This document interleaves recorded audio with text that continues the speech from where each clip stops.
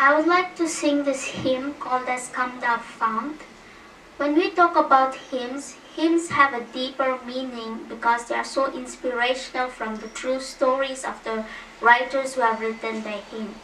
And especially this hymn is written by Robert Robinson, who was born of a lowly parents in England during September 27, 1735. His father died when he was 8 years old, and when he was around 14 years, his mother sent him to London to learn the barbering trade. There for a few years he was associated with notorious gang of hoodlums and lived a detour life.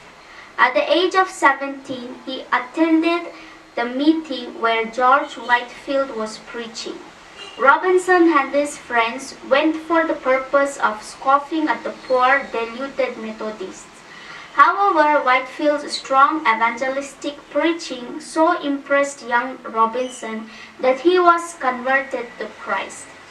Several years later, he felt called to preach and entered the ministry of Methodist Church.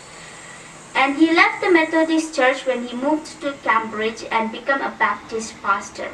Here he became known as an able theologian through his writings of many theological works as well as several hymns. This hymn text, written when Robinson was only 23 years of age, which contains an interesting expression in the second stanza which says, "Here arise my Ebenezer, hither by thy help I come." This language is taken from 1 Samuel chapter 7 verses 12, where the Ebenezer is a symbol of God's faithfulness. An expression in the third verse which says, "Prone to wander, Lord, I feel it, prone to wander to leave the God I love," seems to have a prophetic fears of Robinson's life. And once again in his life he became characterized by lapses into sin, which he became unstableness and involved with the doctrines of Unitarianism.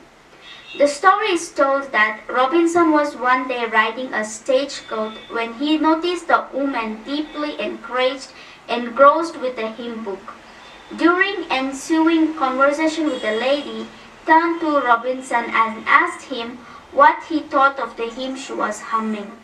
Robinson burst into tears and said, "Madam, I am the poor unhappy man who wrote that hymn many years ago, and I would give 1,000 worlds if I had them to enjoy the feelings I had."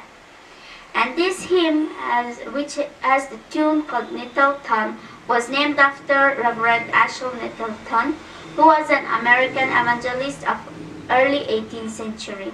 And this hymn composer, who was John Wilk, and he was a printer and a lay musician.